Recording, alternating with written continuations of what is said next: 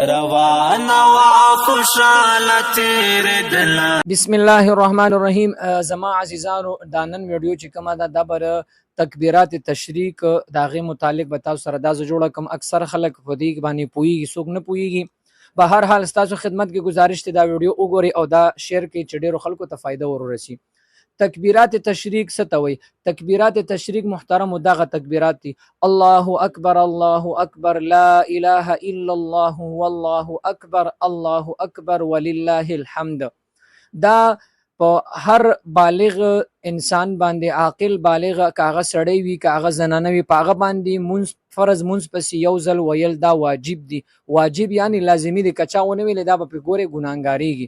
کاغه سړی وي کاغه خزه وي خو چې بالغ وي او منځ کوي نو فرض مون پسې یو ځل ویل دا واجب دي. د دې طریقې کار څنګه دی؟ نو محترم څنګه چې یو سړی فرض مونږ وکي، یو طرف ته سلام واړي بل طرف ته سلام واړي، نو ورپسې فورن دا تکبیرات یو ځل ویل دا واجب دي. خو سړی به په تیز आवाज باندې وایي او زنانه به په سلو आवाज باندې وایي، او بیا درې ځله ویل دا مستحب او سنت طریقه ده چې درې ځله سړی وایي. یو ځل ویل شي خو درې ځل ویل دا بهتره ده. خو سړی په تیز आवाज او خزه دا په سلو आवाज سره به دا وایي. دا د سړو د خزو لپاره دا ویل یو ځل دا واجب دي. دا به شروع کو د کله نه او ختمیږي به کله.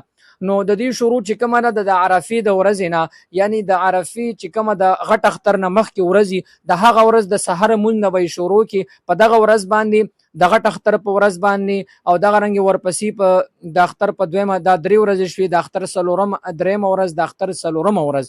مطلب ټوټل دا په درشتو منځونو کې دا ویل فرض او واجب دي.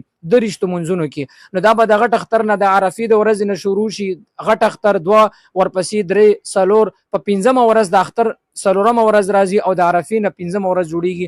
نو په درشتو منځونو کې د هغې تر مازدیګر منځ پورې دا ویل فرض دي.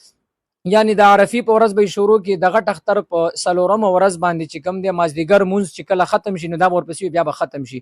نو د عرفې د سحر نه واخله درشت منځونه دا حسابوي. نو په دغه باندې دا په هر بالغ باندې سړی او ښځه